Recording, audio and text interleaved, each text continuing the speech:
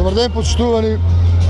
Денес повторно се собравме тука на граѓанскиот мирен протест, кој е организиран од страна на координаторите на граѓанска иницијатива Учебници и настава мора да има.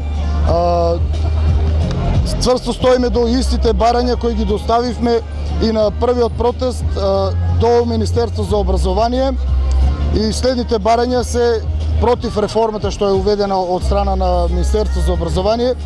Следните барања се од граѓанска иницијатива следните. По точка 1. Хартиените учебници задолжително да останат во употреба за сите одделенија во основното и средното образование.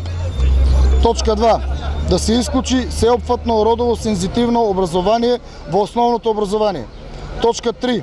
Етика на религиите да остане изборен предмет. Точка 4. Да не се спојуваат два или повеќе предмети во еден. Точка 5. Да се образложи и аргументира кратењето на фондот на часови по одредени предмети и влијанието во наставниот процес за истите тие предмети. Точка 6. Да се создадат соодветни услови за инклузија на децата со попреченост, хендикеп и посебни потреби. Точка 7.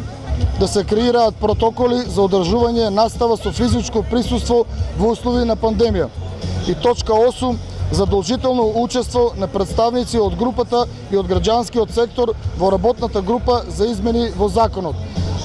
Сакам да ви информирам дека по втор пат поднесената иницијатива за одржавање на референдум, денеска иницијативата, граѓанска иницијатива Учебници и настава мора да има, достави до собрание и истата е уредно проследена и прифатена.